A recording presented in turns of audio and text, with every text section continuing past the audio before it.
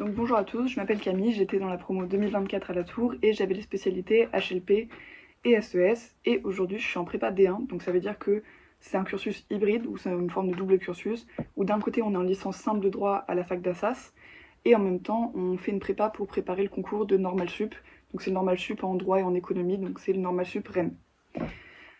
Pour ce que m'ont apporté les années à la Tour, la première chose que ça m'a apporté c'est juste un cadre qui a fait que on peut se créer quand même des amitiés, les classes sont encadrées, enfin encadrées dans le sens où les professeurs font quand même en sorte qu'il n'y ait pas une trop mauvaise ambiance dans les classes non plus. Voilà, donc il y a quand même certaines actions qui sont faites pour apaiser les ambiances, donc ça il faut le noter quand même. Et ce que la tour m'a aussi apporté, c'était le rapport professeur-élève qui était très individualisé, c'est-à-dire que les professeurs connaissaient vos prénoms, les professeurs n'étaient pas méchants, les professeurs n'étaient pas humiliants, les professeurs étaient enfin, ils pouvaient même vous connaître personnellement, et ce qui fait que ça rendait les cours plus agréables, et ça rendait les cours plus faciles à suivre. Quelques conseils que je pourrais donner pour l'orientation, sachant que c'est une décision très personnelle, les conseils sont à prendre avec une pincette, mais à mon avis, on peut le guider quand même avec une certaine réflexion. Quand vous avez une vocation, si vous savez que vous voulez être ingénieur, vous voulez être médecin, que vous adorez les fleurs, vous voulez être fleuriste, au bout d'un moment, je pense qu'il ne faut pas se poser trop de questions. Voilà, vous allez vous dire, oui, mais est-ce que mon choix de spécialité est rentable? Tous les choix de spécialité proposés à la Tour sont rentables. Moi j'ai fait HLP SES, sur le papier ça paraît pas rentable et j'ai été acceptée à peu près partout. Et là j'ai une formation qui est très bien.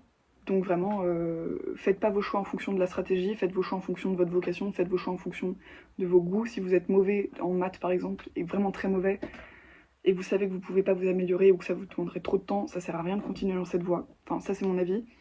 Mais juste que vos années de la tour soient pas quelque chose qui vous étouffe. Voilà, vous avez 6 heures de spé par semaine. Il faut faut faire son choix en fonction de ses capacités aussi. Et un autre conseil que je pourrais donner, c'est d'écouter vos professeurs. Parce que vos professeurs savent de quoi vous êtes capable ou non. Moi, je sais que HLP, on m'a rattrapé par le callback pour que je fasse HLP, alors que je ne voulais pas faire ça. Mais en fait, mon professeur m'a dit que vraiment, enfin, il ne me voyait pas faire autre chose. Et ça a été le meilleur choix que j'ai fait des 7 années que j'ai passé à la tour. Donc au final, croyez vos professeurs quand ils vous parlent de votre orientation, mais gardez surtout un esprit critique là-dessus. Voilà.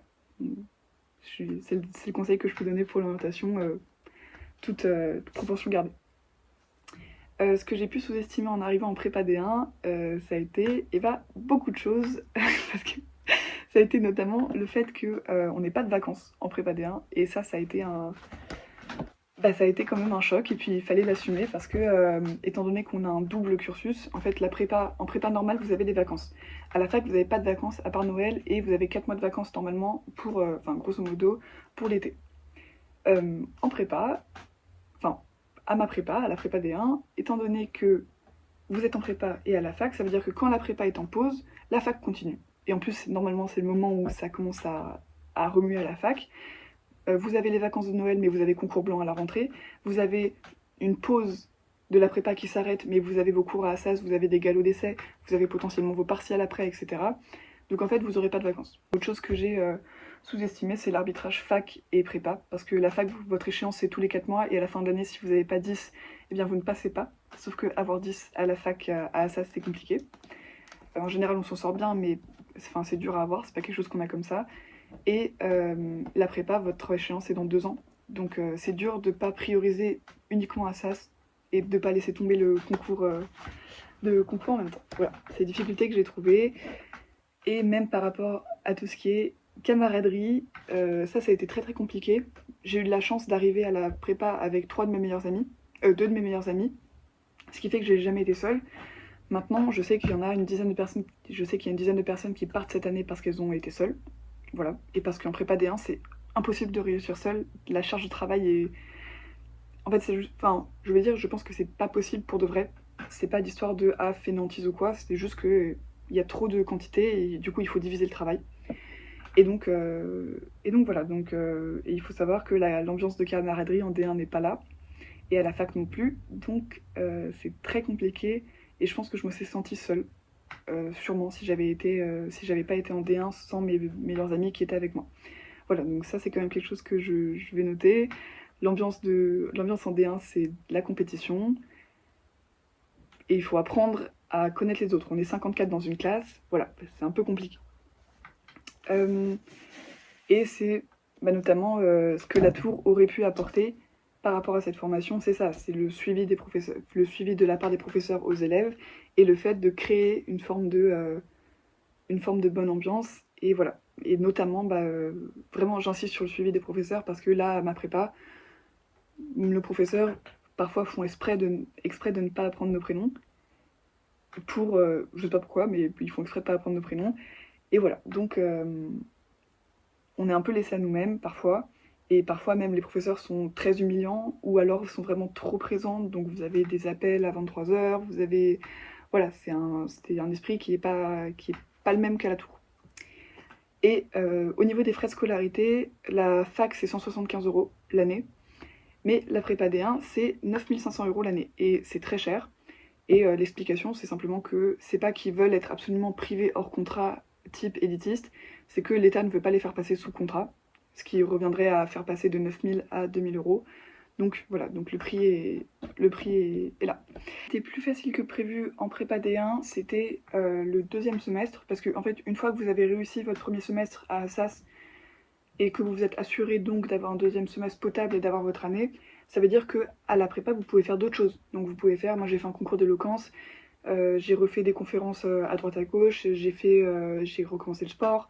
Voilà, donc en fait, je veux dire, ce qui est plus facile que prévu, c'est que vous n'allez pas tenir le rythme du premier semestre toute l'année. Les professeurs de droit civil notamment font en sorte de vous sortir un peu du cadre de la prépa et de vous pousser à aller faire de la culture G, etc. Donc ça, c'était plus facile que prévu. Ce qui a été plus dur que prévu, c'était, je l'ai un peu évoqué, ça a été l'ambiance de classe, parce que moi on m'avait promis qu'en prépa, tout allait bien, que les professeurs étaient terribles, donc ça c'est un fait. En tout cas chez moi, les professeurs, ils sont tous exceptionnels, mais quand même, il y a des professeurs qui ont le sens de l'humiliation, mais d'un autre côté, vous avez des professeurs qui aussi sont absolument adorables, donc voilà, juste il faut savoir que les professeurs type prépa existent, et que c'est pas une légende urbaine. Et par contre, la légende comme quoi tout le monde s'entend super bien en prépa et qu'il n'y a pas de compétition, ça c'est pas vrai. Je suis pas la seule à maintenir le discours, mais je sais que dans des prépas ça se passe très bien. Mais en tout cas, en prépa D1, étant donné qu'on est à la fac, c'est plus compliqué de pas avoir la compétition. Et moi j'ai eu une promotion où la compétition était vraiment là, mais très présente, et ça a rendu l'ambiance très très désagréable au point où moi j'avais plus envie d'y aller. J'avais plus envie d'aller en cours, je voulais plus les voir, et donc voilà. Donc ça c'était plus dur que prévu. Maintenant, pour relativiser tout ça, l'ambiance s'améliore une fois qu'on travaille ensemble et qu'on a cassé un peu le truc du qui va être major, qui va pas être major. Moi je sais que j'avais reçu 2-3, pas des insultes, mais 2-3 remarques par rapport au fait que j'étais major, et donc voilà.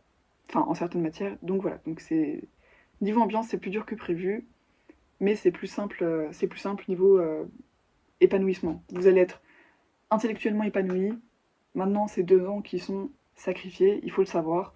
Ce ne sera pas les 2 meilleures années de votre vie, mais c'est un investissement à faire. Voilà.